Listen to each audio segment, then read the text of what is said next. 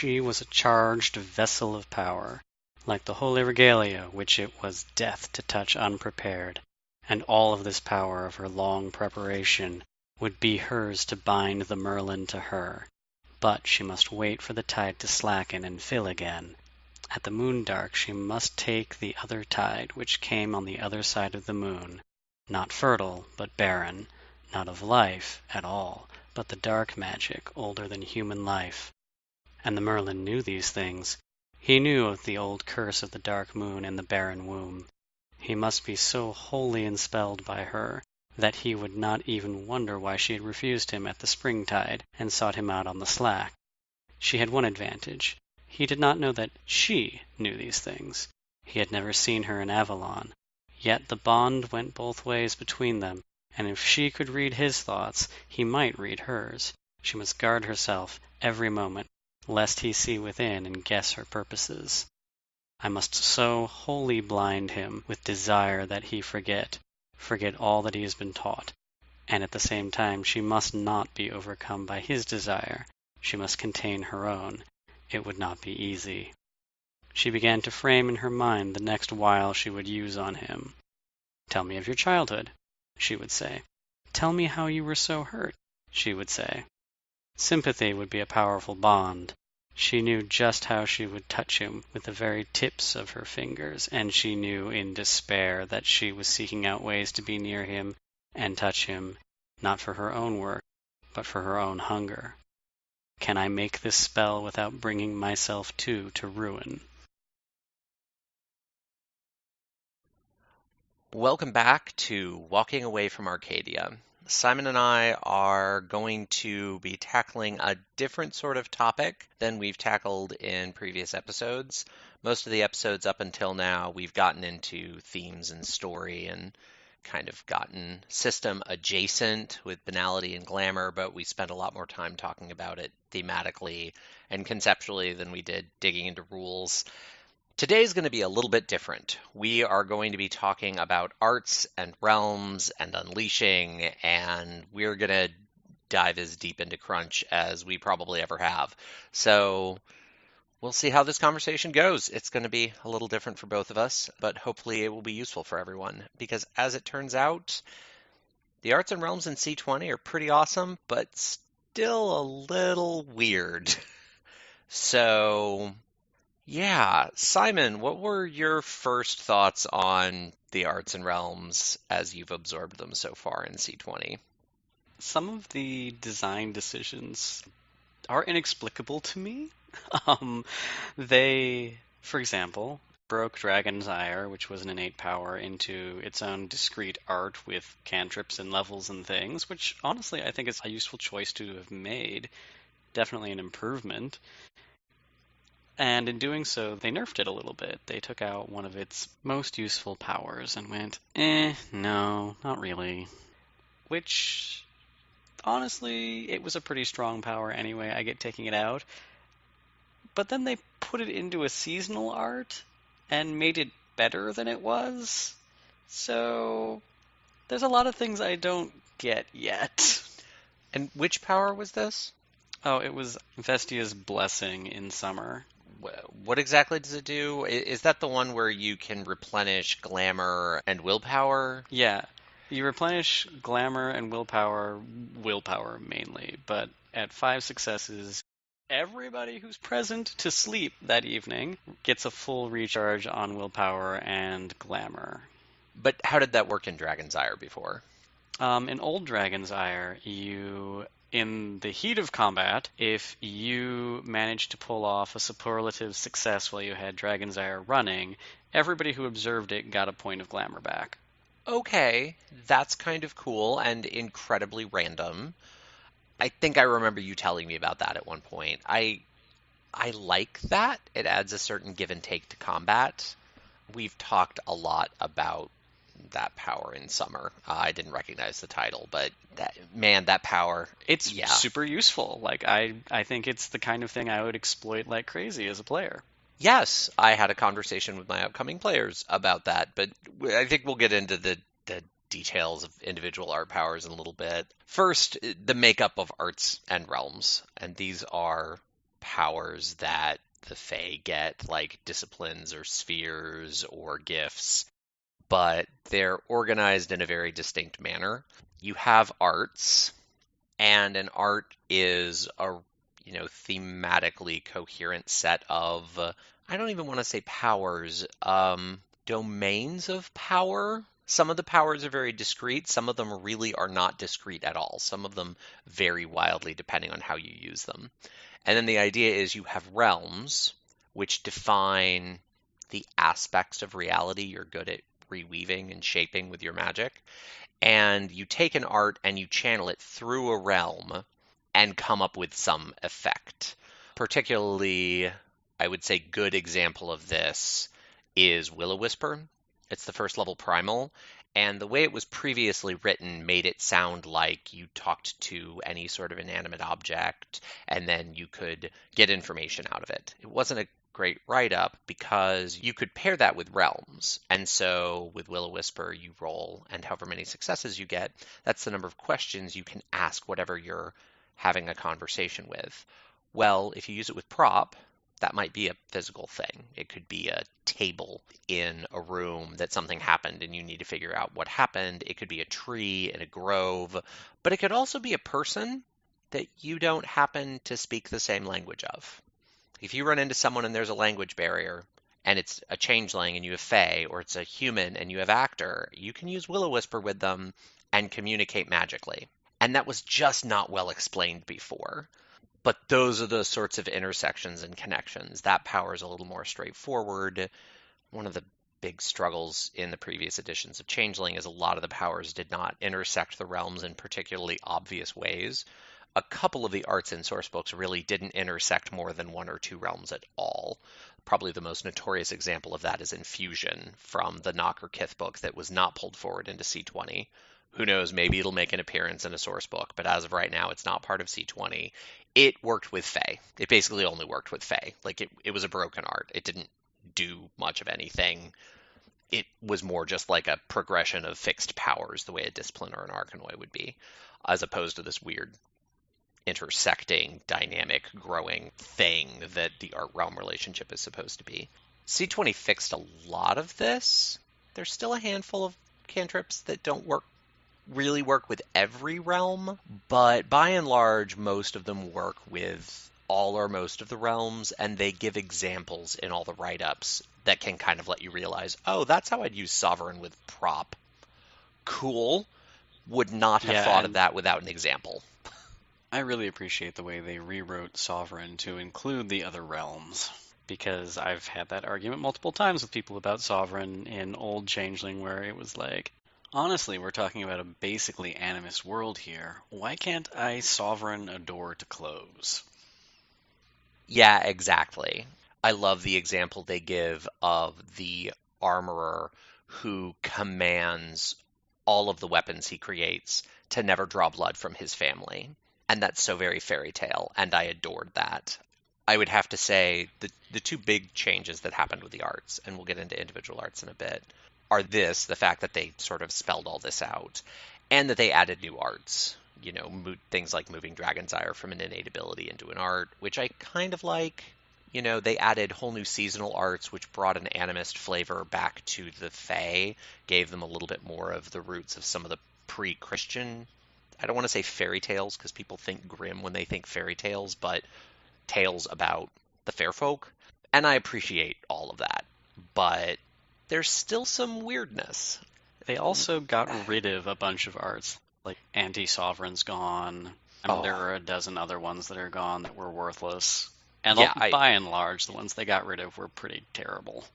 By and large, there are a couple, like the art in Blood Dim Tides that's all about the merfolk luring people to their doom into the water. I wouldn't mind if a couple of those arts made it into later source books. I think that would be cool. I really don't mind them not being in the core text. But most of the ones, I don't ever need Anti-Sovereign back. It's so bad. I can't even call it by its real name. Like, I always forget what its actual name is because it's awful. I never understood why we needed Anti-Sovereign, because you could just have somebody else using Sovereign say something else. Yeah, exactly. So, I mean, by and large, the arts are a huge improvement. The weirdness that I mentioned, Simon and I have had several conversations, pretty heated conversations actually, about the division between chimerical and weird magic effects. This is a division that's always been in the game. A chimerical effect is something that only affects Fey reality, and weird is something that affects the autumn world, the physical world. That's always been the dividing line. What they call chimerical and what they call weird in C20 gets a little funny. And some of the changes I can 100% get behind, and some of the changes I don't understand. When Simon and I first started talking about this, I was like, no, I totally get this division. I understand why Sovereign is weird. I understand why these other things have changed. It's a huge improvement. Some of the changes are a really nice improvement. And then you mentioned a couple powers, and you'll remember them in more detail than I will, that made the line not make as much sense. So I'll let you describe some of those. The weirdest example of the unclear divide between what is a weird or chimerical cantrip is in Dragon's Ire, the new art that I just said I liked. But the level 2 power for it, Confounding Coils, lets you essentially add difficulty to hitting a target. So the game frames this as having the target of whatever attack having supernatural but believable ability to get out of the way of things. So in the case of people, they're just extremely lucky or athletic, and they can just get out of the way. It's not like a little fairy pops out and takes an arrow to the knee for them. That makes sense for actor, fae, nature as far as it applies to animals. The thing is you can use it with prop, and you can use it with nature as it applies to inanimate objects. And it's still chimerical, even though these things shouldn't be able to naturally get out of the way of things. Particularly in the case of using, a grappling hook, or throwing something at another thing, or using another cantrip to telekinesis something towards you. Well, and they specifically describe using it as prop as being even an inanimate object blessed by this cantrip seems to subtly writhe and shift, throwing off attempts to strike it. That is clearly a weird effect. Clearly. Yes. If it were described as when you use it on prop, the person just has a hard time hitting it. They end up botching. They end up tripping. They don't see it moving. Like, I can imagine a narrative way to construct this that still kind of holds up to the chimerical model, but that's not the way they describe it. And so it gets weird. It should get weird. Another example of the sort of strangeness of the weird dynamic is also in Dragon's Ire. It's the next power is Dragon Scales. And the whole idea of Dragon Scales is you become supernaturally tough, but it's not as powerful as Oaken Shield, which is in Primal. When you use Dragon Scales, you don't get extra health levels, you don't, automatically reduce damage. It's just the difficulty to damage you increases. Okay, cool. It's described in absolute terms. It doesn't say the difficulty to do chimerical damage to you increases, but it's a chimerical effect. And maybe the intent is it should only apply to chimerical damage? I don't know for certain, because in 2nd edition, Oaken Shield was a chimerical cantrip, and it very explicitly said in the rules, this only applies to chimerical damage, which makes sense. In C20, Oaken Shield is now a weird effect. In my head, if Dragon Scales is chimerical only, and it increases the damage to hit you, and Oaken Shield sort of works the way it used to, but it's a weird effect. It applies to all damage now. It kind of falls into their goal of making changelings a little more vital compared to the other creatures of the World of Darkness. And they did say that for C20. So I get that design. And then you can even overlap the two with chimerical damage. So, I mean, all of that stacks in a way that makes sense in my head. It just doesn't quite line up with what they wrote. And at my table, I'm going to run Dragon Scales as only applying to chimerical damage. I'm going to run Oaken Shield as being its new version. It also leads into another weird thing. So there are chimerical cantrips. There are weird cantrips. And then they specifically call out cantrips that can be chimerical or weird. It is a third category. They very explicitly list, you can choose when you cast this cantrip. Is it chimerical or weird? When you do a chimerical cantrip that only affects the Fey world, it does not cost glamour. When you want to affect the real world, it costs glamour. That's harder. And a lot of these powers, like Oakenshield, are not listed as optional. And that doesn't make any sense to me. Like, I'm fighting a dragon on a playground. I'm not going to spend glamour to make myself resistant to a gunshot wound. That's dumb. I'm fighting a chimerical dragon. I'm not going to spend glamour on this. I'm going to only cast this as chimerical. It's going to be lower difficulty. It's going to cost less glamour. But, that's a decision that I should be able to make. Holly Strike is the next power in Dragon's Ire, and it's the same thing where it's weird. It does real damage. It's, bam to the face damage. But what if I don't need to do that? What if I'm just fighting a Chimera? Why do I have to commit that? I much prefer to leave additional options on a lot of these arts. As much as the arts are more diverse and cover a lot more and are explained a lot better, the weird chimerical divide could have been implemented a lot more elegantly. The other thing they did was they reclassified two of the realms into being modifier realms, those being scene and time, both of which were a little bit nebulously designed and defined, but scene was the more concrete one, and it functioned as an additional realm you used when casting cantrips that you could use to make an effect AoE. It also encompassed the concept of area. So you could have, in Old Changeling, used Scene alone, for example, to use Will-O-Wisper to talk to the park, or the room, or some other discrete area. In C20, it lost the ability to be that. I'm not sure that's a huge loss, but it's a little loss. So now Scene can only be used to affect something where you're using another realm anyway. And time wasn't much of a loss on that, because I don't think it was ever really used for anything other than Kronos by itself. Yeah, and I really like the new time realm. I think the shift to the realms, both scene and time, while scene lost a little bit, at the same time, if you're in a room, you can use prop to talk to the room. If you're in a grove and the grove is discrete, you can use nature to talk to the grove. That's not a huge it doesn't really take anything away from the arts. But time was a strange realm, and now time lets you do things like manipulate the duration of your cantrips. It lets you delay your cantrip and let it hang in an area and then trigger on a particular event, which shows up in a lot of fairy tales. It lets you renew or bring back something that had previously existed. It's really pretty powerful, but it's a little difficult to wrap your mind around, and I like the new version of it a lot. When you've decided the effect you want to have, which is the art you're going to use, then you choose the target, which will produce the realm you want to use, and you can use glamour to fake having realms now, which makes it a little bit more dynamic. Then you've decided whether you're affecting chimerical reality or autumn reality, which would make it weird, and if it's weird, then you need to pay your point of glamour to activate. Modify the difficulty of anything you're doing by performing a bunk.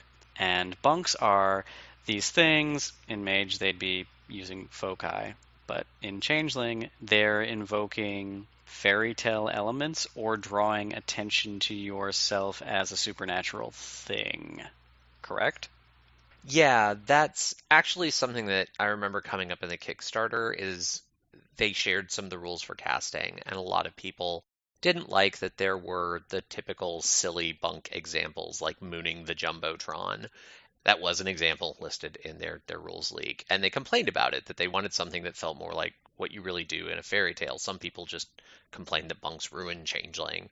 There was a lot of back and forth, and they did rewrite it in the book. When you read the description in the final text, it is described as these are meant to invoke stories. They're meant to expose yourself a little bit to banality.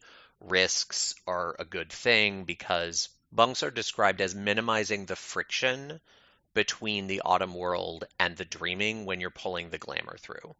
because it makes people see you and think of the stories of the thing you're invoking and kind of cut through the banality a little bit and make it easier to do the magic. I like that description a lot more. And it talks about the difference between like a noble she isn't going to do a silly, ridiculous thing, although sometimes a silly, ridiculous thing in the right situation, if it puts you at risk, if it, you know, oh, that crazy person is dancing on top of the perfume case, call the guards, can still work as a bunk, but they didn't invoke it as specifically because a lot of players don't like those dynamics. Right, and they provided a chart with a bunch of example bunks, and the silly ones are often worth less as a dice bonus. I feel like that's a pretty good compromise. Yeah, I mean, some players want to do the silly ones, but I do think that's a pretty good compromise. And I think how much of a risk the silly ones put you in should make a big difference. Doing something silly in a nightclub where everyone's, on something and having a good time and they just think you're silly, meh. Doing something ridiculous and silly in the middle of a department store and attracting the guards, I might give a higher bonus for. And it's also worth bringing up the history of the bunk system here because it's contentious. So, bunk cards, we had to talk bunk about them cards. eventually. So, Bunk cards. yeah, first edition Changeling had bunk cards. I don't know the system as well as Simon because I never actually played with it. I don't know if you've actually played with it, but you've always described it in more detail than I've been able to. It's informative to know the history and the real world of where the bunk card came from. And the rumor I've heard that I believe is that it was the middle 90s during the big explosion of Magic the Gathering and other collectible card games.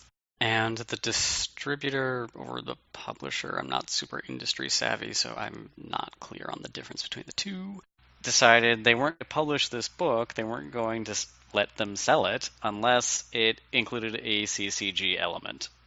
So the bunk cards were shoveled in. Whenever you wanted to cast a cantrip, you drew a card and you had to act out the bunk, and they were things like slap your knee 3 times, or say somebody's name backwards, or moon the crowd. They often made no sense because it was a completely random element that was shoehorned into the game.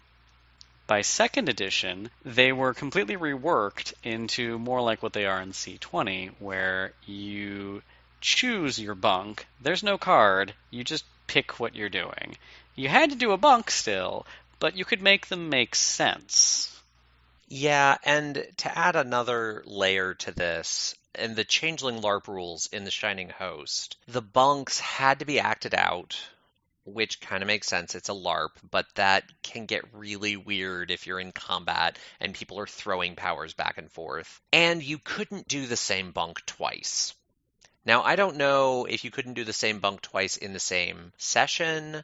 I don't know exactly what those rules were. The only time I ever did Changeling LARP was with a set of homebrew rules before the Shining Host came out. But the bunk rules, especially the not being able to do the same one multiple times, made them random, a little more like the cards.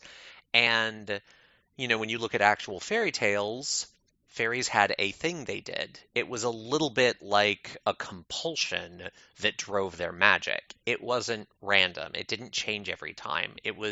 Bunks were different from story to story, but a given fairy doing a given thing would do the same little ritual to make it happen. So it was really weird and not thematic. So yeah, the bunks have had a weird history. They're a lot better in C20, despite all the weirdness of what they've been in the past. The last part about Magic that is totally new to C20 is the idea of unleashing. I say it's totally new to C20. It's totally new for Changeling, for modern, facial, in a human body Changeling. It was originally introduced in Dark Ages Fae, and it worked a little differently then. The basic concept behind unleashing in C20 is you take an art, and instead of taking an art and focusing it through a realm, you just sort of use the art as a rough focus, and you open yourself to the dreaming.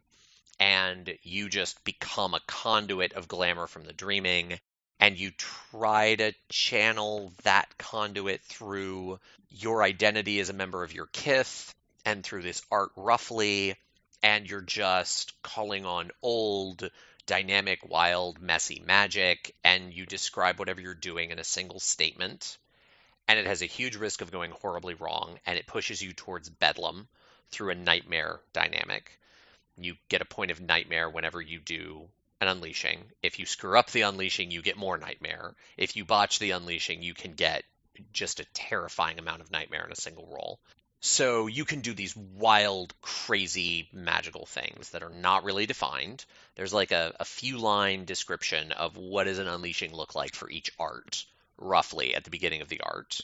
We talked about this a little bit with the inanimate because they only unleash, but it's really interesting. I've played with it twice now in its C20 form, and Simon has played with it a fair bit more in its Dark Ages Fae form. It's a great oh shit button. It's a fantastic, I just gotta go balls to the wall and, burn down the house and, make this thing happen. I will say the 2 times I played with it were con games. The one thing I will say about Unleashing, it's terrible for con games. And it's fun. We had fun with it, but what I'll say is my players were like, yeah, I'll unleash. I don't care about the repercussions. What does it matter? We're doing a one-shot. In a chronicle setting, you build up nightmare and it turns into bedlam. It slowly corrupts your willpower, and whenever you use your corrupted willpower, it pushes you farther and farther towards bedlam, and you start having delusions, and it summons corrupted chimera. It's bad. You really don't want it to happen. And the only way to get rid of it is to experience one of the epiphanies, one of the ways of gathering glamour from humanity and sacrificing all the glamour of the epiphany, which doesn't sound like that high a bar, but Unleashing is also really expensive. It costs 2 glamour just to do the effect, and it gets pricey when you go down that road. So Unleashing is an interesting thing. In a long-term chronicle, the repercussions of it, especially if it goes wrong and runs out of control, could be really interesting to explore. I'm kind of looking forward to doing some of that. It is not balanced around one-shots at all. But Simon, what have been some of your experiences with Unleashing in the Dark Ages Fae system? I will say that in C20, apart from Unleashing being expensive to do and catastrophic, even if you pull it off well, it forces you into Wyrd state, which reveals your true form to any and sundry around you, which can have significant negative repercussions all by itself. In our game, we've been using the Dark Ages Fae system, and in Dark Ages Fae, Unleashing is a method for recovering glamour. And we changed the rules partway through because it was getting a little ridiculous. You got a nightmare point, but you got a glamour point out of it too. When you were out of glamour and you still had stuff you needed to get done, you started Unleashing. And Unleashing is a lot more dynamic in Dark Ages Fae. In Dark Ages Fae, you unleash one of your dominions, and there are only 4. Each one encompasses a pretty huge swath of ideas and concepts and what maybe eventually became the arts. To give you an example, Day encompasses gold, fire, authority, refinement. They're all like these huge collections of abstractions, and it also encompasses domesticated animals. So you just get these huge balls of weirdness, and the most common use for Unleashing is to mimic a cantrip you don't have. So if you have, 4 day cantrips and none of them let you actually create light, you can unleash to create light. It's not the ideal way to do it, but it'll work. The dice system's a little bit different. It's not all that important. The idea is still basically the same. And we pretty quickly reworked that, partly because all the players were becoming nightmare holes, and partly because none of the epiphanies were actually being used because I could just unleash and fill back up. Yeah, that seems really strange, but it also lines up a little bit better with when you think about Dark Ages Fae and in the actual Dark Ages, as opposed to you're running the system of Dark Ages as an interregnum Changeling game. But when I think about Fae in the Dark Ages and the fact that they're a bit godlike, it makes a bit more sense to me. I mean, yeah, that's power gamery in the extreme, but I kind of want my pre-shattering Fae to be pretty godlike. So I mean, I kind of get that, but I also see why in a game where the epiphanies are something that you want your players to engage with, that doesn't really work so well. Grandma? Bravehound looked over his shoulder at the edge of the plaza. The two she were in darkness by Brit's pub. He wasn't sure if Grandma could see them, or, if she could see them, what she thought they were. He invested his next word with the barest touch of sovereign. He was, after all, technically titled. He didn't know what those gentry would think of a commoner having learned even this sliver of their art, but he needed Granny Glassdig to be calm before they decided to make things worse. Rest. You need to rest, he said, not daring to check to make sure that she hadn't noticed. Moon and river, child. Grandma yawned and began to stroke his matted dark fur. I don't know what's come over me. One moment I'm in a righteous fury, and the next I could go for a nap. It's the way of it, Grandma. In the summer we're all anger and passion and glory. In the autumn we're just naps and regrets and bird watching. Do you know how birds fly, dear? She asked. Magic, his tongue lolled out. They scoop, Mikey. People think their wings just go up and down, but they scoop with the wind on the tip of their wings. How did you figure that one out? You spend a lot of time watching the birds when you're old, dear. And then she went silent. After a while, she laid down on his back. Her breathing became regular and soft. Asleep, her deiform drained away. The goat legs shed away into the water itself running away in down drains, without Granny Glassdig's magic creating or drawing the water from who knew where. The fountains in the plaza and the street began to dry. The gentry stood in front of Bravehound. C20 introduced a couple of new arts, and they are interesting. One of them pretty much breaks down the art and realm system that every other art uses. Contracts was added to the game probably because Changeling always wanted to focus on the power of oaths, and Dark Ages Fae was probably the first one that did an okay job at it, but modern Changelings, it was never really well defined how any of that worked, and Contracts is an attempt to make that make more sense and be something players can interact with. So it doesn't interact with the art or realm systems particularly well because the first dot you put in Contracts gives you the only cantrip you get from the entire thing. Every subsequent dot doesn't give you a cantrip.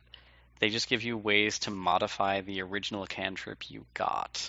So I'm just going to read you from the first cantrip because it explains how it interacts with the realm system, and it even admits that it doesn't very well.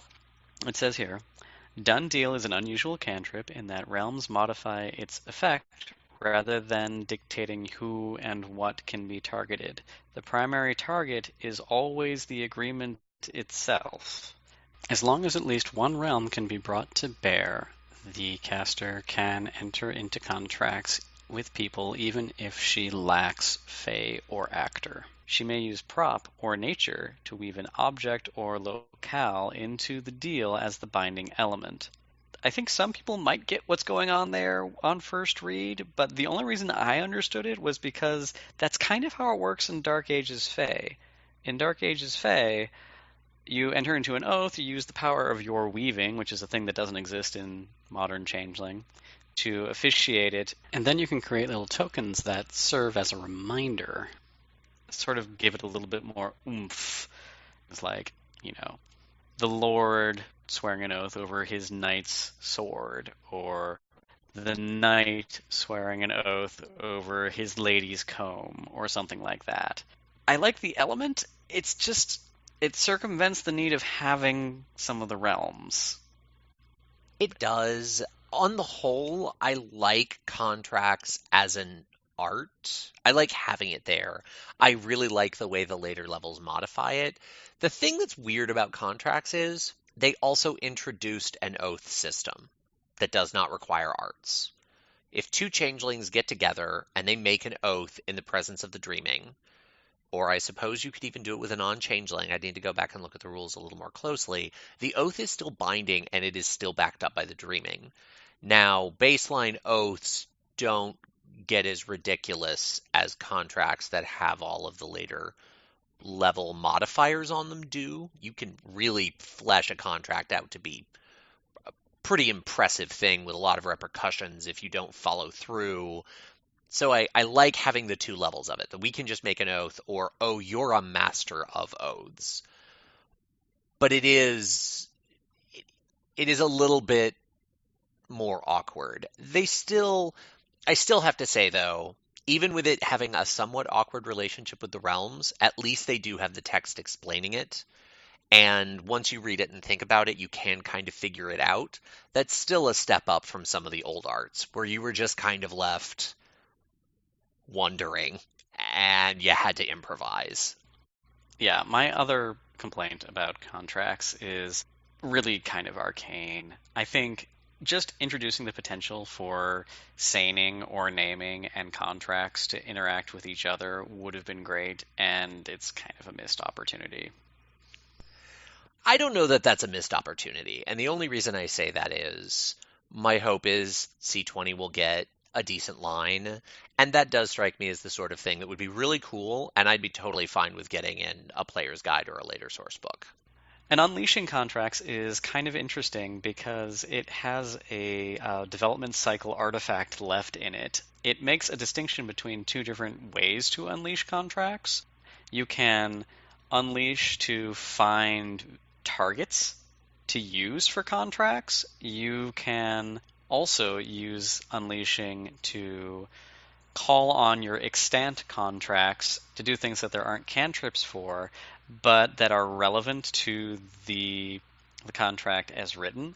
You can ask the dreaming to show you the progress on our matter of business, or you can use an unleashing on a broken contract to enforce some other punishment on the oathbreaker.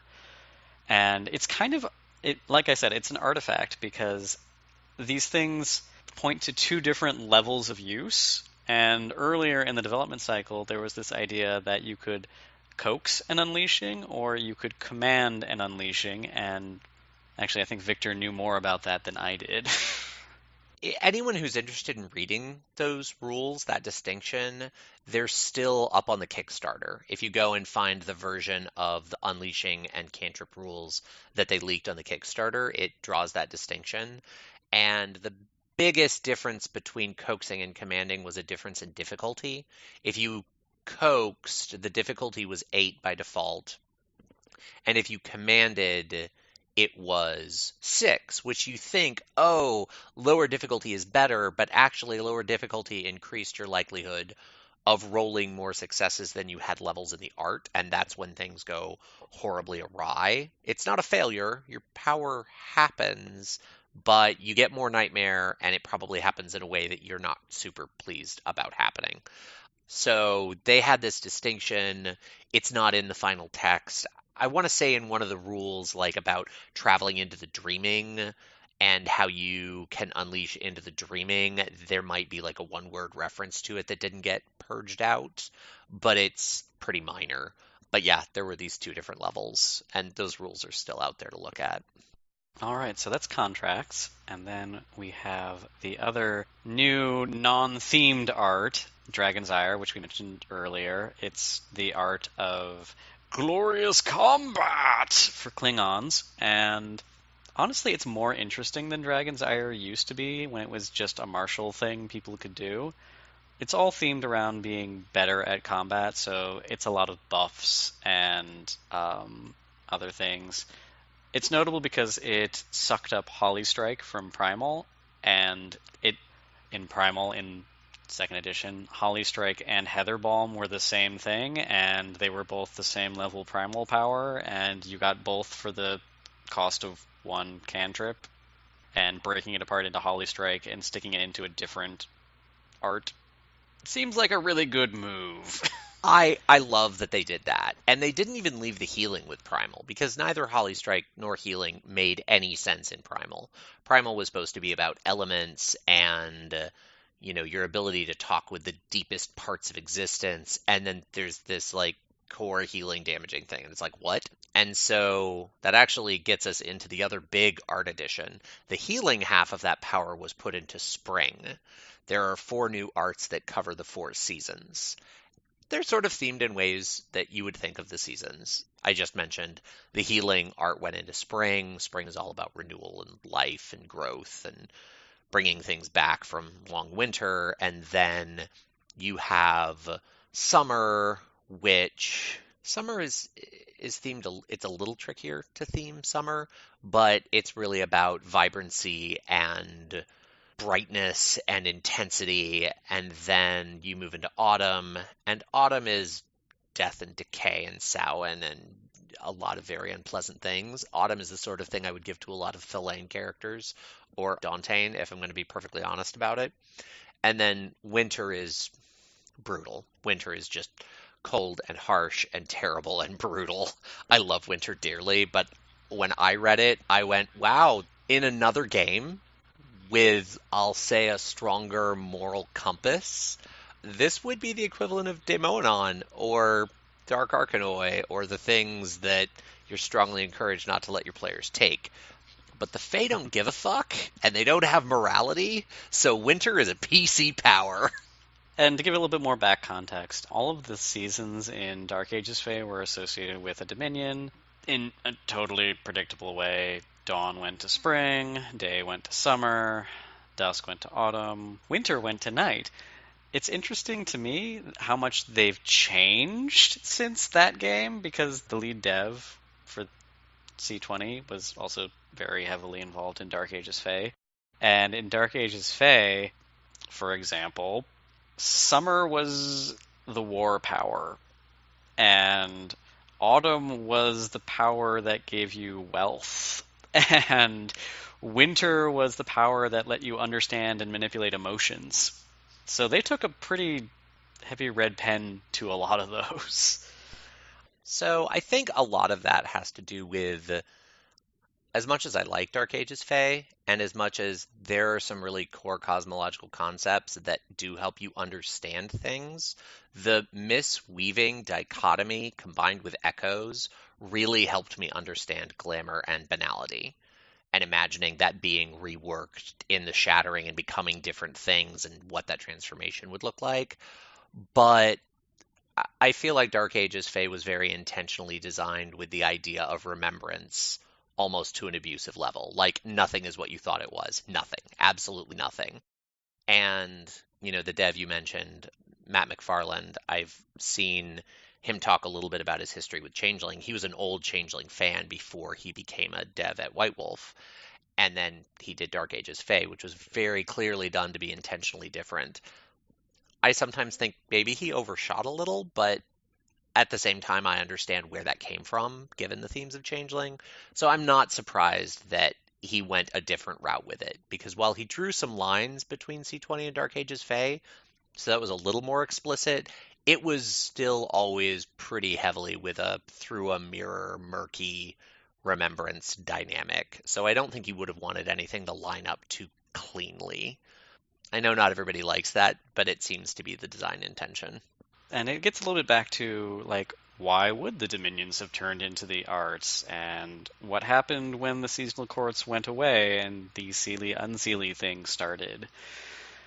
And the seasonal arts are also a little bit strange from a power level perspective, from a system level perspective, because they are ridiculously powerful if you use them right and can exercise a teeny bit of planning.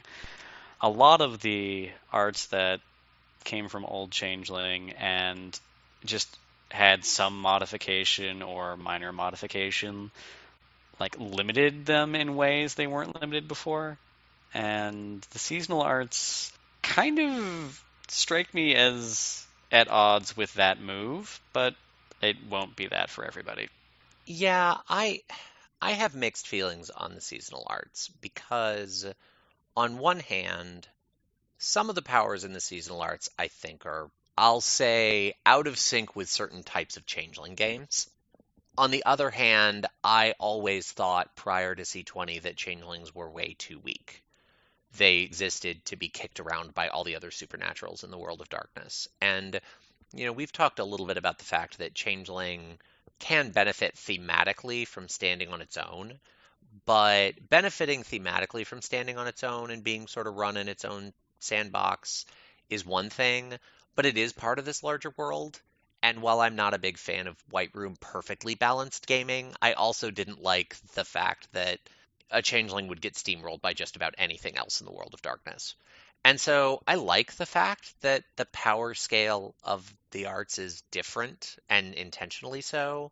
That said, I also feel like one downside of introducing all of these new arts, some of them with dramatically different power scale, in a core book like C20 is you lose the opportunity to sort of differentiate what is your baseline arts and what are the things that a storyteller can open up if they want to tell a certain type of story.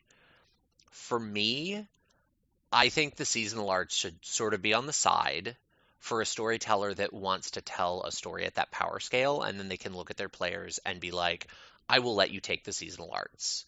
The other thing I've seen one of the writers for C20 comment that they view the seasonal arts as old Fey magic that is mostly forgotten and harkens back to older, more, primordial times among the Fae. I like that angle. I think that angle is interesting.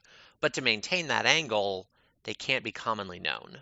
I think they make really great fodder for a mysterious NPC.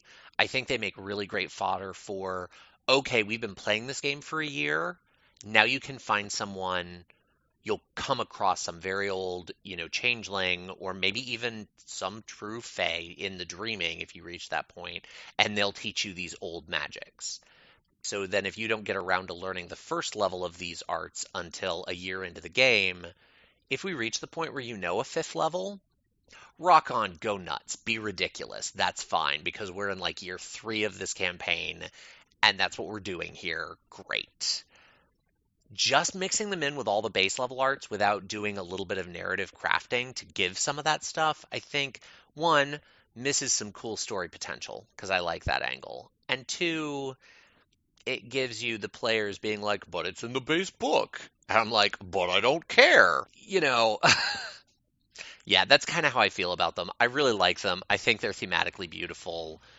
I don't like them as my baseline. I don't remember which game it was in, or maybe it was a Golden Rule, but at some point I was playing a game of Changeling where some of the arts were tied to how much remembrance you had. So, for example, commoners couldn't have Sovereign unless they had at least like 3 dots in remembrance because Sovereign had been missing from the world for so long without the she. It must have been a house rule. But using that house rule with the seasonal arts would help a little. Well, and the other thing that I would do, and I put this in my Inanime sort of alternate casting write-up.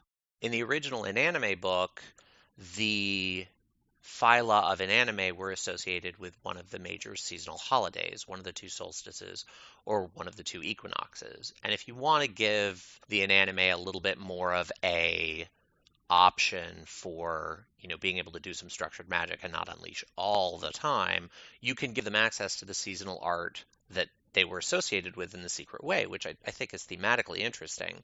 The other thing that does is it gives them access to these really pretty super powerful arts in a way that makes sense. But then if changelings want to get them, you could do something like, say, you can only get as high in the seasonal arts as you have remembrance.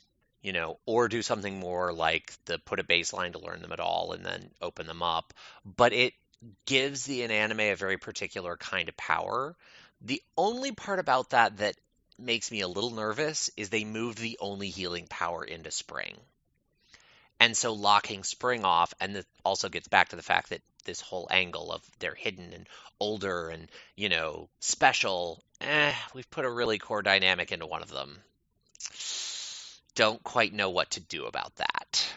The other thing about the seasonal arts is there are one or two powers, one in particular, Vesta's Blessing, which we mentioned earlier, that kind of bypass the scene dynamic and let you do effects that impact a large array of characters with your base realms. Especially Vesta's Blessing, but really most of these powers, I would recommend folding scene back into. Vesta's Blessing, if you get 5 successes, everyone who spends the night in a shelter you set up restores all of their willpower and all of their glamour. Doesn't matter how many people. And it's a 4th level art. It's not that hard to rustle up 5 successes, and you're not really going to care about doing things like blowing glamour to lower the difficulty because, hey, you're going to get it back as long as this succeeds. So, and the same with blowing willpower for an auto success. You're going to get it back if it succeeds. It's a very abusable dynamic as written. I still like the power, but if you make scene a requirement and limit a basic casting to one person, and hey, you have to put scene on this, you have to have spent the XP to get there and take the increased difficulty, etc., I think it balances the power out a little better. That gets us through the new arts, and then there were several other arts that got pretty significant rewrites. One of the arts that had a significant rewrite was naming, and it lost some of its utility, I think. Originally, you could do protective circles and things at lower levels, and you could do scrying as the first level power. It had a really, really useless 4th level power, Saining, which allowed you to divine somebody's true name, which is only really useful if you are running a game where fostering is an important part. Otherwise, people should know their own true names. Its 5th level power is ridiculously powerful, though. It allows you to change someone's true name, or something's true name. You can't change a building into a toad, but you could change a Ventru, who's power hungry, into a Gakonda acolyte, or you could change the White House into a public lavatory. It was ridiculously powerful, and really it kind of still is. It is, but it's also ridiculously expensive. I was just looking at this power with some of my players, and we were talking about it. And I mean, it's crazy ridiculous. You could change the essence on a mage if you wanted to, and they didn't counter magic you. But the thing that's kind of so just like brutal about it is the change can be permanent if you get enough successes. But this is one of those things where it's combined successes. You have to commit successes to the scope of the change, and you have to commit successes to the duration. Now, most of the powers that have those two axes, there is a 0 success duration, so that if you just get 1 success, you can do minimum scope, and it will still have a duration. This power does not have that, so this power doesn't even work until 2 successes. To get the full scope, 5 successes, fundamental change, a player can rearrange attributes on the character sheet, transform a werewolf into a puppy, turn a sword into a flower. That's committing 5 successes, and then to make it permanent is committing 5 successes. So it's a 10 success threshold. Now you can do this as an extended action, which makes you think, oh, I'll just take my time and roll as many times as I want, except every roll costs a glamour and a willpower. It's a lot of potential for botches. It's really expensive, and it's a 5th level power. And it's a 5th level power in a support art. I mean, everything up until the 5th level is cool and worth having. I love 1st level naming now. It lets you extract information from very interesting places. But it's a support art. And so it's probably not the first thing you're going to max. I mean, when you get to the kind of power level where this power makes sense, you've probably committed to some other things. And so I look at a power like this as sort of being in the same space as like 8th or 9th level disciplines. If I'm going to let a game go that far, go nuts. I will improvise as a storyteller and make it work. So that gets us into one of the other arts that changed pretty dramatically, Oneiromancy. And Oneiromancy governs dreams and manipulating them. It changed a little bit. It absorbed ledger domains, chimera creating power. It did lower it a little bit in terms of how potent it was. The thing that's weird about Oneiromancy is it starts out with Dreamwalk, where you can just walk into someone's dreams. And then it goes into, crafting dreams and summoning chimera out of people's dreams and having a dream portal where you can bring other people in with you to a subject's dreams and eventually turn someone into a puppet, go in and manipulate their dreams completely, but you're not in the dreaming. And that's a little bit interesting and a little bit weird. When I first read Oneiromancy, I sort of read it as, of course, you're walking into the dreaming. They don't say anything about the Menehune and the Nunahi not having access to this, which is weird given the rules around those groups. And then I read it more closely and I saw some conversations and I'm like, oh, this still isn't the dreaming. Why isn't this the dreaming? I like Oneiromancy. I like it a lot more than its old write-up. I think it makes a lot more sense. But that's something that I don't know how I feel about. The closest I've ever come to using it was in Simon's Dark Ages Fae game. I came in for one session and played an NPC, and I basically had Oneiromancy, but they were cantrips within the Dominions because obviously we were using the Dark Ages Fae system. Yeah, I mean, what are your thoughts on this, Simon? Because I know when we did that, those powers very much put us in the dreaming.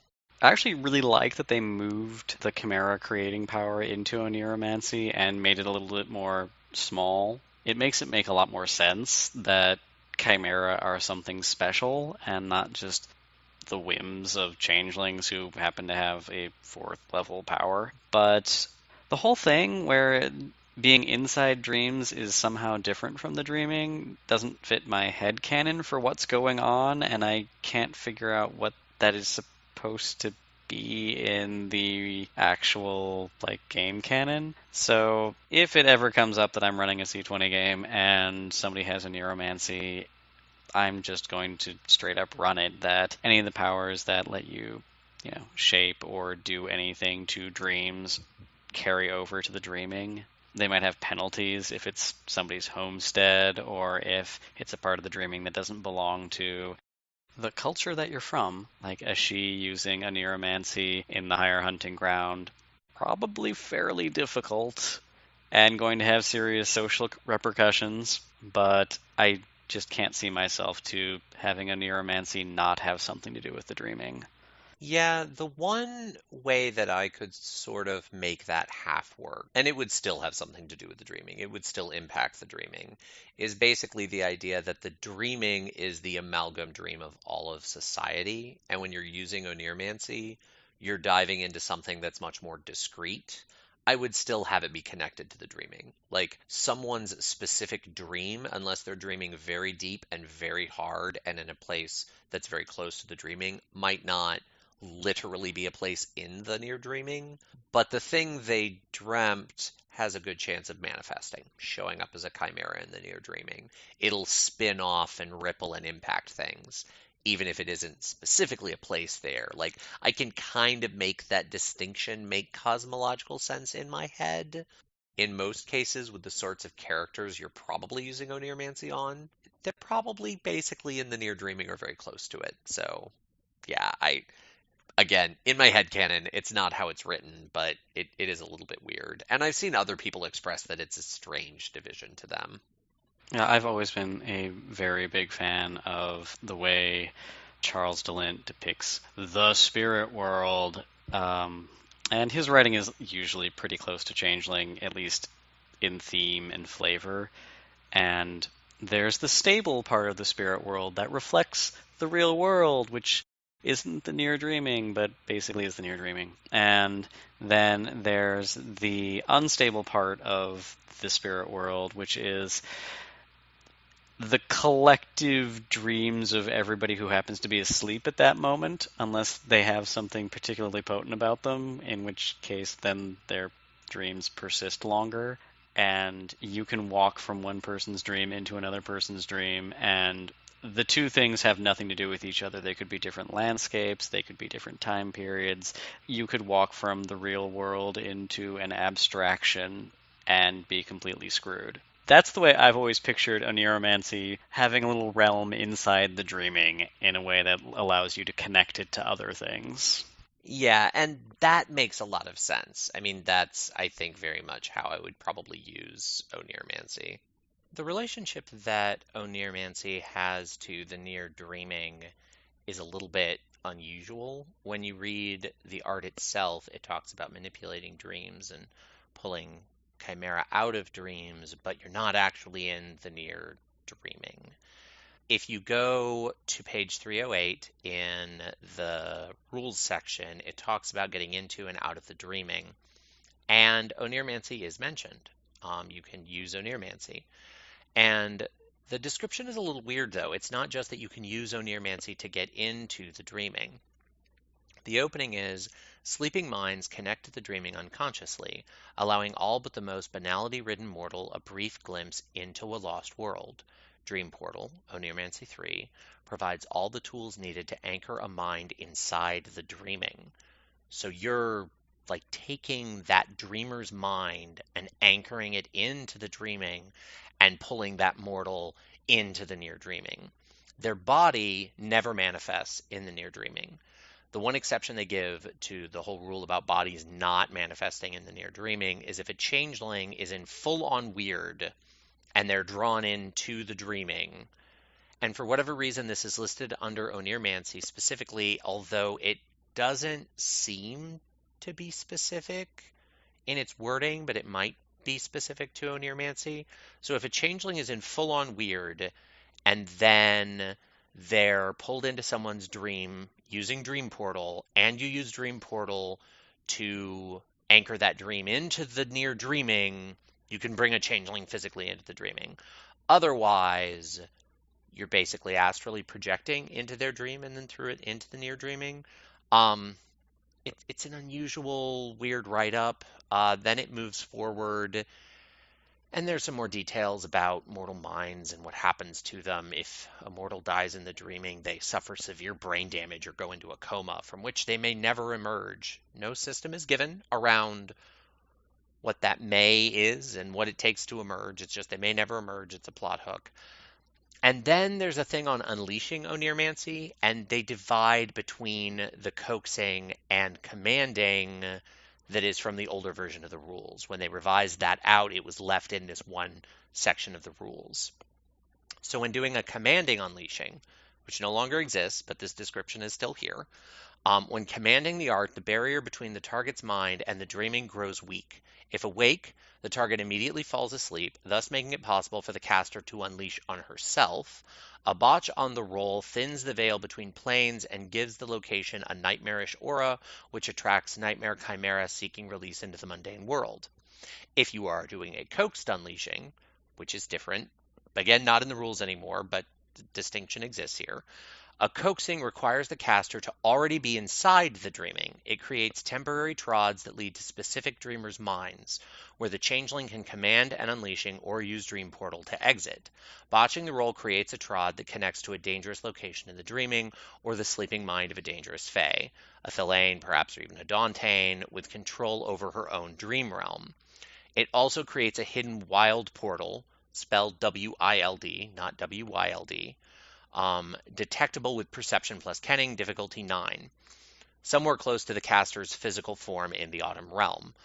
So, when just using the art as described, you aren't interacting with the near dreaming, but you can choose to, and there's this whole set of unleashing rules that is divided on unleashing lines that don't exist in the game anymore. I don't quite know what to do with this page of rules.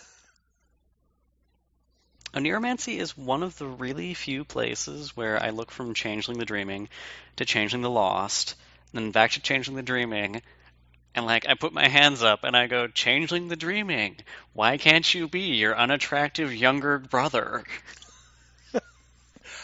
Because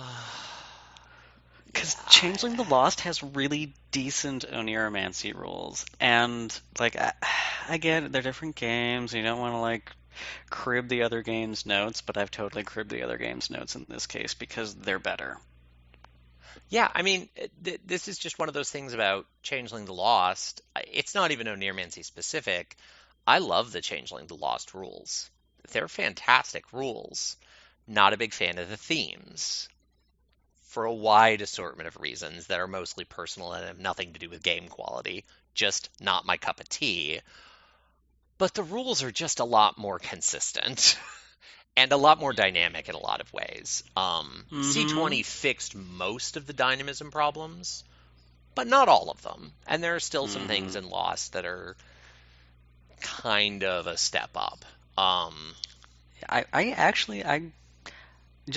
just thought of it now, but in a later book, maybe the player's guide for C20, maybe they'll bring back the coaxing commanding thing as an optional advanced dynamic, and I wouldn't complain too hard about that. Honestly, neither would I, especially because there are these rules that still use it. I would really kind of like that division to come back. I think that division, especially if you made it a little more stark, how different they were. Like if you coaxed, maybe it's possible to unleash without opening yourself to quite as much nightmare. I think that would make the anime dynamic a little more maintainable. But yeah, I'd like to see that advancement in the future.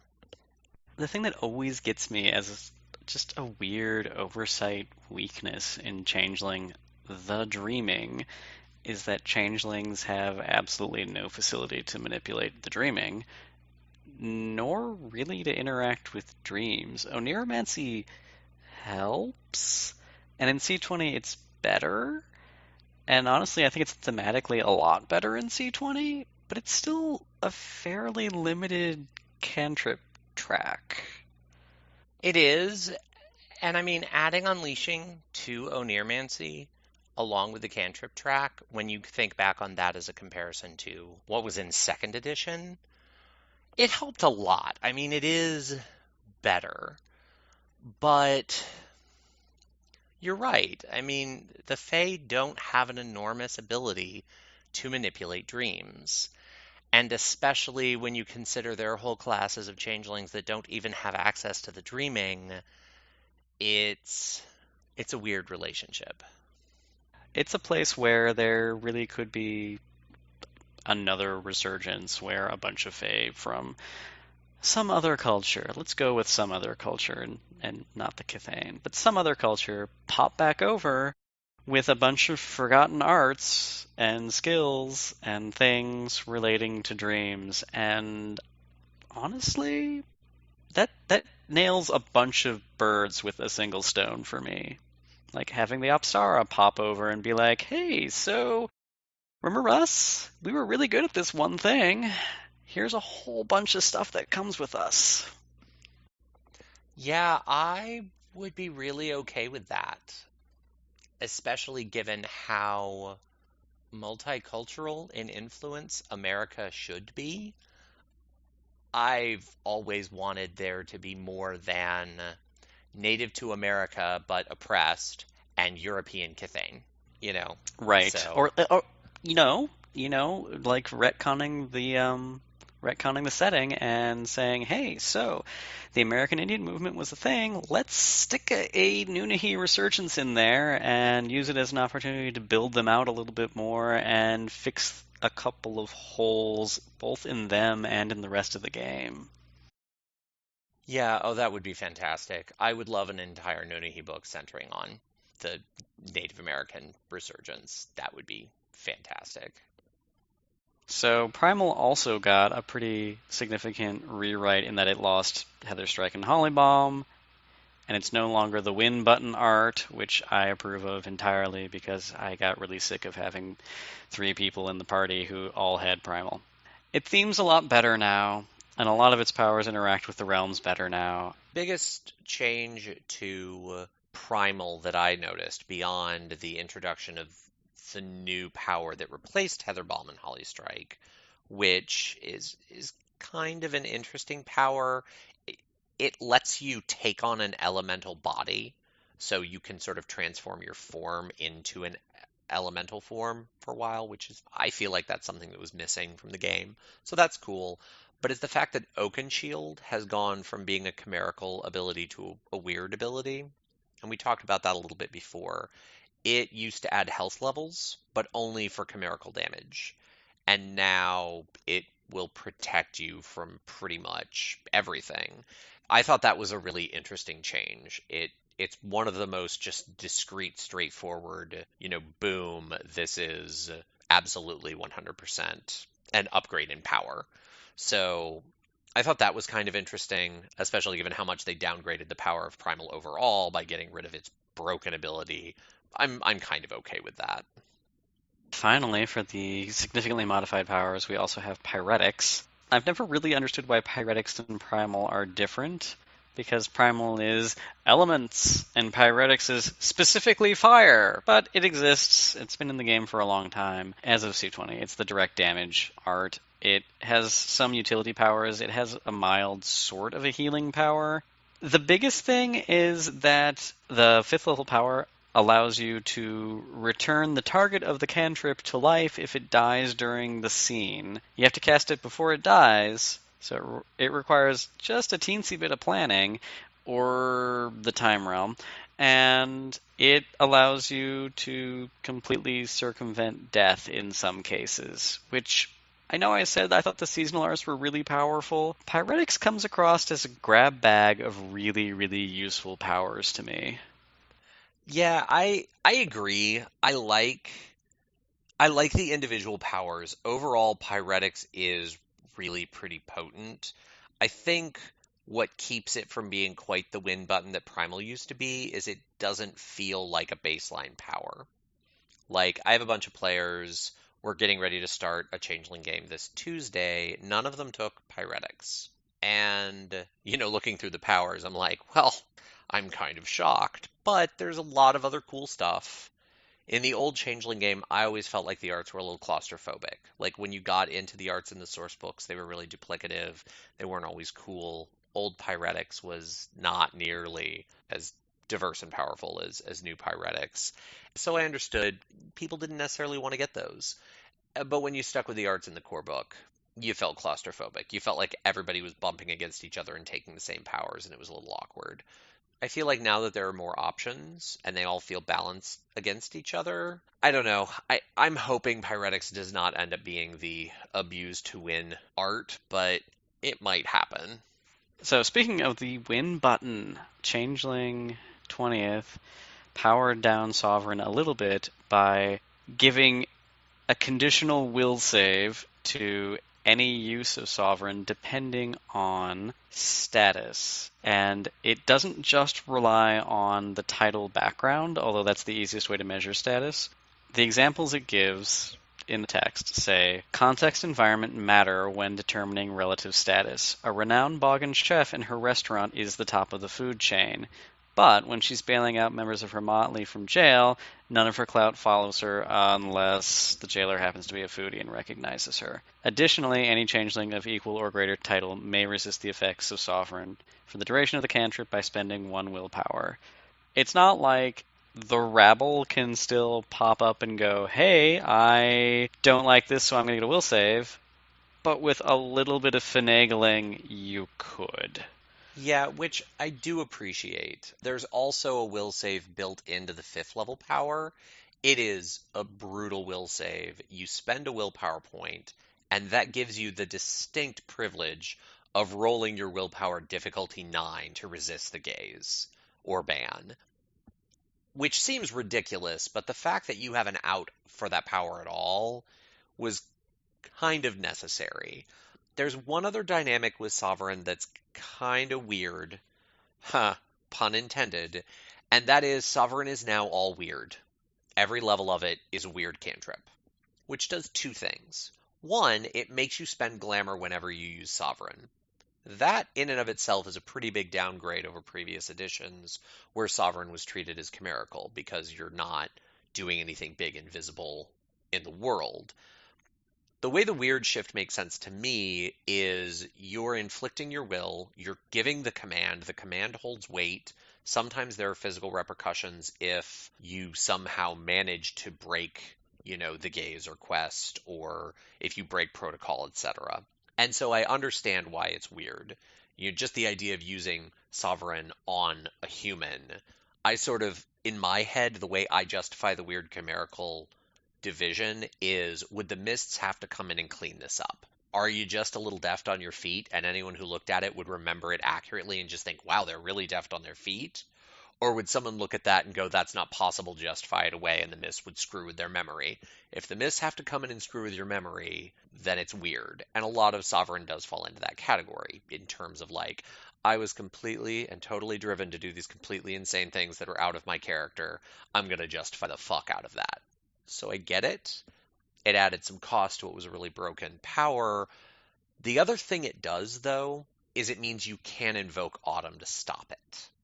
So something I'm doing with my players in the upcoming game, and I just told the one player who did take a level of Sovereign that I'm doing this, is I'm making all the levels of Sovereign optional as either Chimerical or Wyrd. If you use Sovereign on Changelings and you leave it as Chimerical, then they can just use the Fey Realm, they can invoke Autumn, and ignore your Sovereign if you do it that way. That's a banality trigger, and they're not really going to want to do that. If you use it on a human, it will always be weird, because you're using it on a human, you're manipulating the Autumn world, even if it's just the mind of an entirely Autumn entity. That's a weird cantrip. If you want to make it weird on a Changeling, what I'm doing, and keep in mind this is a house rule, you have to use the Fey and the Actor realm, because you have to command the Fey and human nature in the Changeling. So the addition of the extra realm adds a difficulty. It means you have to have both realms. You're spending the glamour to make it weird, but you are completely removing their ability to invoke Autumn to counter the Sovereign. It nerfs Sovereign a bit, but I'm really okay with that, because your average She-Lord is still going to have access to all of that. I may play with it and decide, hey, this isn't working out, but that's sort of where my thoughts are around Sovereign right now. The other thing I noticed about Sovereign in my read-through was it still doesn't interact with Scene the way I think it should, particularly some of the powers that are very clearly written around being for an area or a group. Even the first level one, Protocol, it talks about the realm being used to determine who you're affecting, but they're all framed around being groups.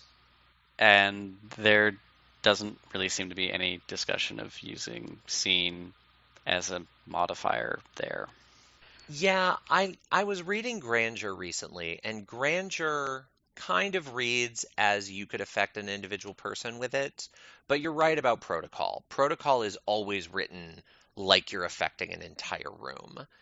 So I'm going to run them that you need Scene if you want to affect an entire room. If you want to use Protocol on a particularly difficult person in your court and force them to follow etiquette, cool, you can just use Fey or Actor. If you want to inflict Protocol on the whole room, you better have Scene. And I know a lot of people would be like, but that's not what Protocol is for. The realms exist for a reason, and the powers should align with them. I feel pretty strongly about that. Hence my previous comment about that one summer power.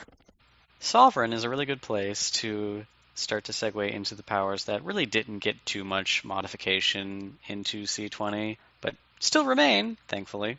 And just starting at the top, we have Chicanery, which is the art of manipulating the mists, which thematically is much, much more interesting than it turned out to be, because I often forget the difference between Chicanery and Legerdemain. Yeah, and then there's Chronos, which is perceiving and manipulating time. Chronos did actually get a pretty big change in that it used to have a Wayfair-like multiple actions ability, and they got rid of that because really it's pretty clear when you look through C20 that the writers and developers wanted to get rid of duplicative powers. If two powers did basically the same thing with a slight dice tweak to differentiate them, they collapsed those powers or just erased one of them and did something different. So there are already two I'm faster powers in the game, one in Wayfair, one in Skycraft. So now Chronos is really about manipulating time, seeing through time, even time traveling, but it's not cheapo Fey celerity anymore. And then there's Legerdemain, which is the art of doing D&D rogue type things. It's all about illusion and minor telekinesis. It lost its ability to create chimera. A neuromancy ate it. And then there's Metamorphosis, which is the art of shapeshifting. I really love the new Metamorphosis write-ups. They feel really vital. It didn't change in a meaningful way. I just like the way the write-ups work. I like the way the power progresses. If you get to high-level Metamorphosis, you can do horrible, horrible things to other people. It's it's a lot of fun. And we've got Skycraft, which is interesting. It strikes me as an anime power, honestly. And it's sort of a lot of different powers that are all related to wind, weather, and the heavens. It's always kind of hit me as somebody who really liked Chrono Trigger and ripped off the heaven magic tree from that. Yeah, and the other thing about Skycraft, it kind of pairs with Pyretics in the feeling like an anime power. And the thing I find fascinating about the fact that we have an art for Skycraft, we have an art for fire, there are more water kith than anything else in the game. There are like two or three Nunnehi water kith. There are the Myrrh. There are the Selkies. Like you can't turn a corner or throw a stone in this game without hitting a water kith. But there's not a water art. But there are these two other elemental arts. So that is what Skycraft and Pyretics always make me think of. Maybe someday we'll get to see art. Yeah, that would be delightful. The next art is Soothsay. There's not a lot to say about Soothsay. You're an oracle. You can read the future. You can manipulate and read fate. It's very similar to how it was before. I think maybe a couple little things like wording got tweaked. It did take one of the old Seining cantrips. I think Simon probably knows a little bit more about that cantrip than I do, though.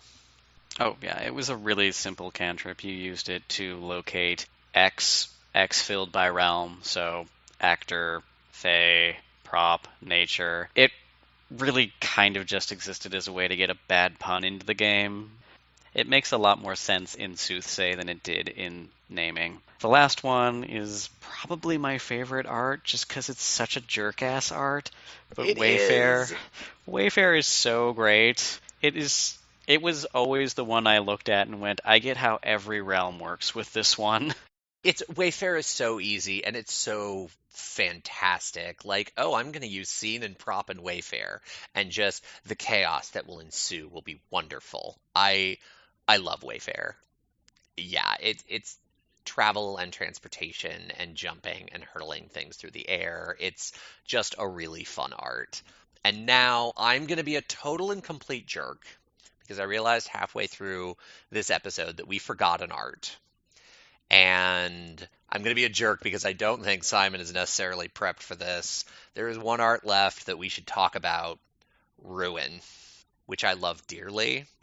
It is the Dantean only art. Yeah, Ruin is a hot, terrible, horrifying mess. And I mean that I don't mean that as in it's a mess development wise. It's a mess as in you don't want to get anywhere near it or be near anyone who can use it.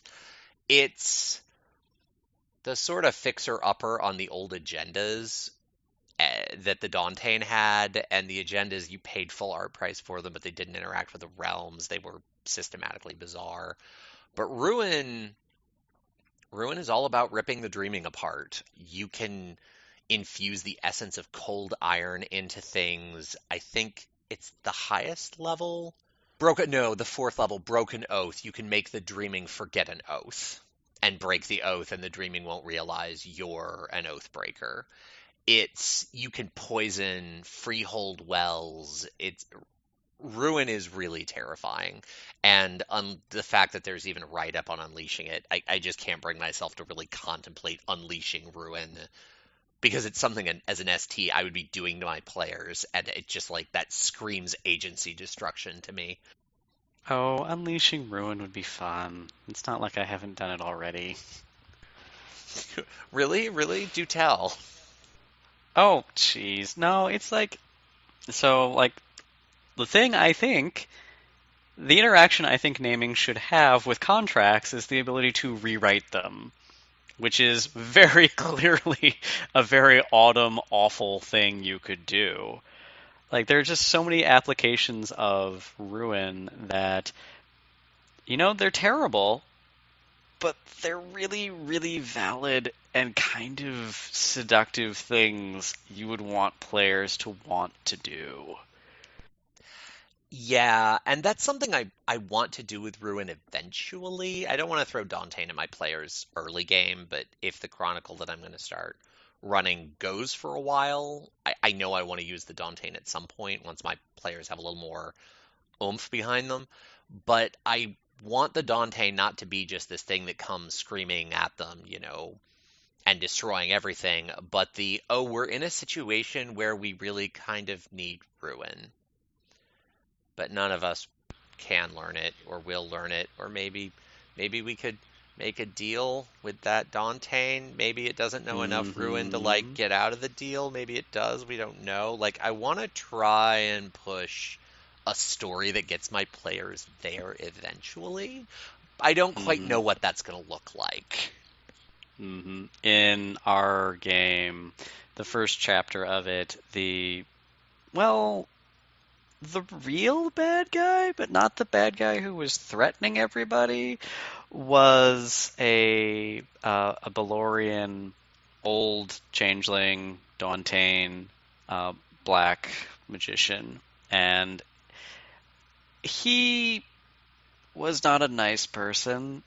And since he was trapped in the dreaming with a bunch of people who hated him, this was before C20 came out, and I was trying to figure out what Dauntain should really be able to do. I decided to go whole hog with, well, he's a toxic expression of the Weaver, so homogeny and awfulness all the way around, and he slowly just kind of encompassed everybody who was trapped there with him as part of his body. Yeah, that is awful, but it's the kind of thing I could see a black magician doing. The other thing that's worth mentioning about Ruin is, going back to what I said about Winter, and I sort of threw it away as a comment that Winter strikes me as something that in a different game would be across the line of you don't get to take this as a default, this is an NPC power. And okay, maybe at some point we'll do a Spectre game or a Fomori game, but not really. And in Changeling, the only power that crosses that line is Ruin. And some of the arts, especially Autumn and Winter, get into territory that in other games, honestly, Winter and Autumn are both arguably worse than Daemonon. Autumn, in fact, has basically the same power as beginning Daemonon. And so, nope, that's totally player fodder, which gets into, we talked about this way back in the first episode, the whole reputation of World of Stormy Pinkness, and oh no, changelings are light and fun. Changelings don't come with a moral compass, not really. You can bring a moral compass. The human they bound with might have a moral compass, and it might influence things, but they're a primordial manifestation of concept, and they don't give a shit about your shitty shit. And the fact that the only thing across the NPC line is Ruin is telling. The seasonal arts were a thing that when I read them, I was like, oh, I wonder what they're going to do for Autumn, because Autumn is cosmologically linked with everything the changelings hate. And Decay and Death is an interesting choice for that one because, like I said in Dark Ages Fae, that wasn't quite what it did. But at the same time, having Ruin in the game alongside Autumn and Winter, if Winter had been written a little bit differently, you could have highlighted a really interesting divide between these are the productive forms of this power. Destruction is actually quite useful in this kind of a context. This is what happens when it gets really, really awful. I don't think they had a meeting about that one, and I don't think it's what happened, but you don't need to tweak it too hard to get there. No, I think that's a pretty easy leap to make. I also think that's one of those things where C20 was a big book with lots of different writers, and I do know that the writer for the Dauntain overall wrote Ruin, as opposed to oh, there was an art developer that brought all that together. I mean, the axes of narrative influence on these things, they vary with a book this big and with a mostly contract development model, which is mostly how Onyx Path develops. So, yeah, I definitely like that parallel as well. I'd love to see that fleshed out again in source material, because there's only so much they could get into C20, but you don't have to tweak it much. And it just the sort of thing that like I would give winter and autumn to any Dantean I made. Like I can't imagine making a Dantean and not also giving them autumn, because why wouldn't you? Manido Aki. Everybody turns when Toby comes down the slope, one hand holding on to saplings for balance and to slow his descent, the other carrying a wreath of blue flowers, leaves, and twigs that seem to glimmer and glow. You didn't desert me, I think. In the midst of everything else that's been going on, that seems like a big deal. An anchor that I can hold on to with my sister dead on the ground in front of me. I focus on the wreath that Toby's carrying. At first, I think it's for Raylene, and I wonder how he knows she died. But then I realize what it is, and who it's for, and where he went off to in such a hurry when he ran off.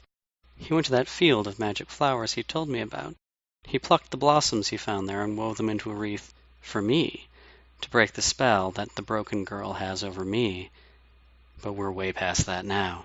I know that little man, Manabujo says. He's always sneaking around in the Great Woods, spying on people. Jack nods. An Audar. They're discussing him in the way people do scrawny stray cats in the neighborhood, which isn't with affection. I get up from where I'm kneeling beside Raylene's body. He's with me. He's my friend. And then Toby's standing beside me. He straightens his back and gives back as good a hard stare as he's getting. I'm not an Audar anymore, he tells them. Joe gets to his feet as well, and all three of the Canids study Toby for a long moment. Well done, Joe says finally.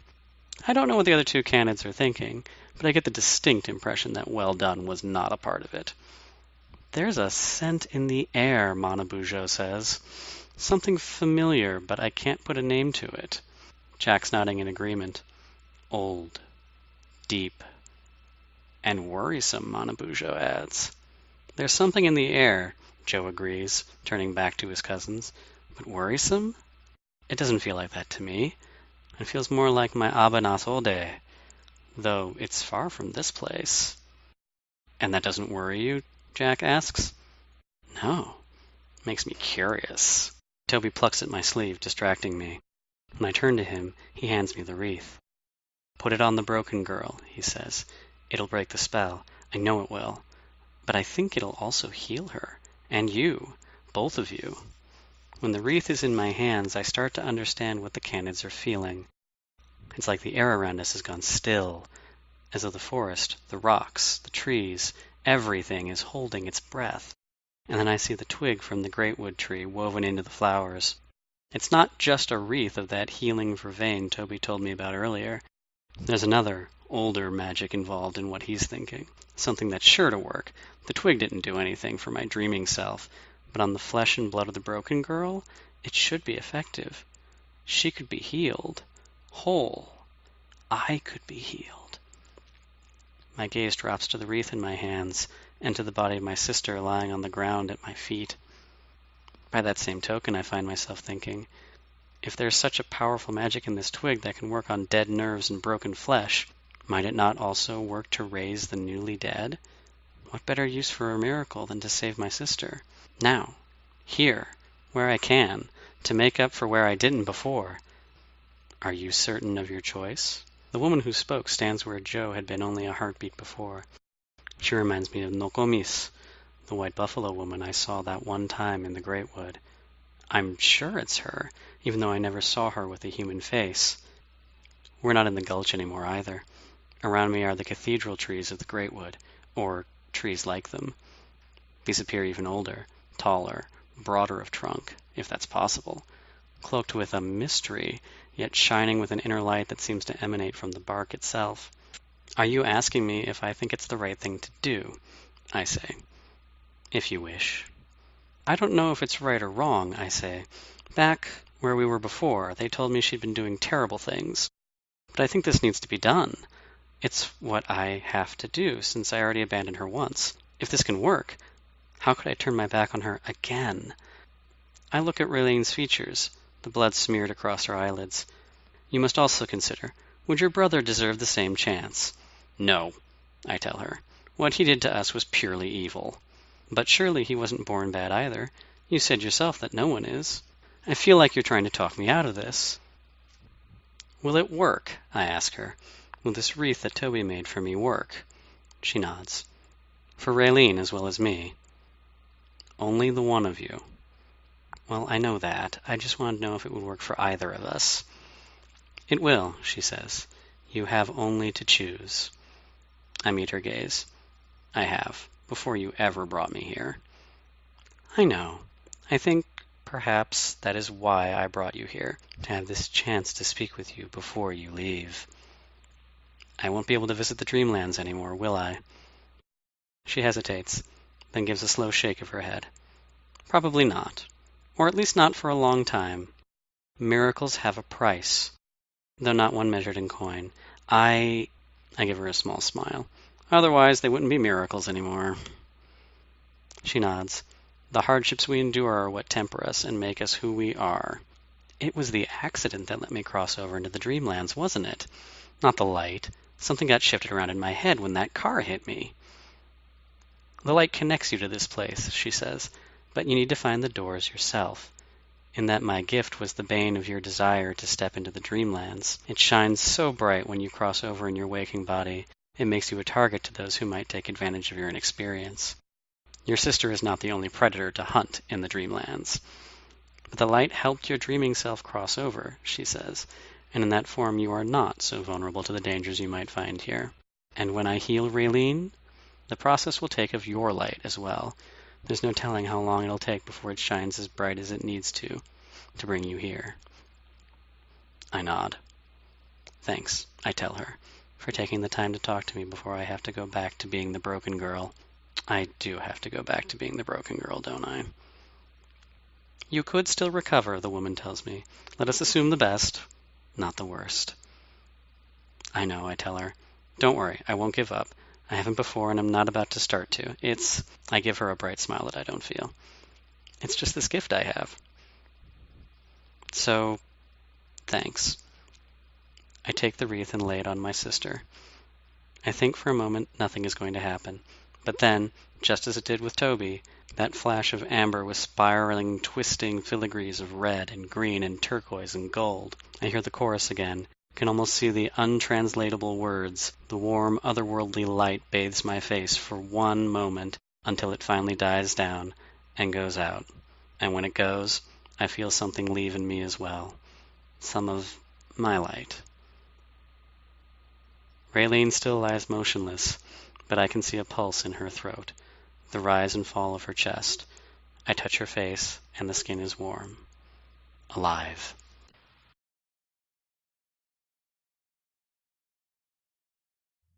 So we've talked about using the arts and the realms together, using unleashing a little bit, and why you shouldn't.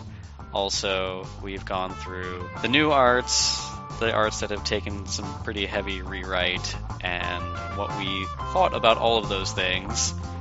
That is the arts and the realms.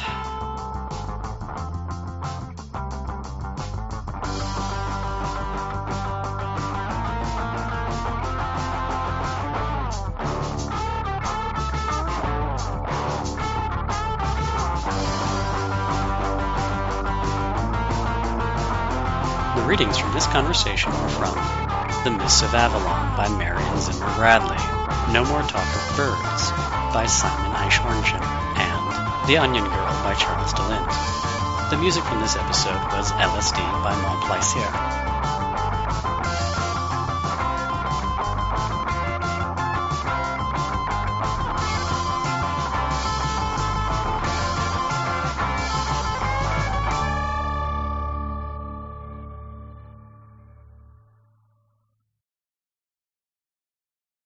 Today's poorly explained echo.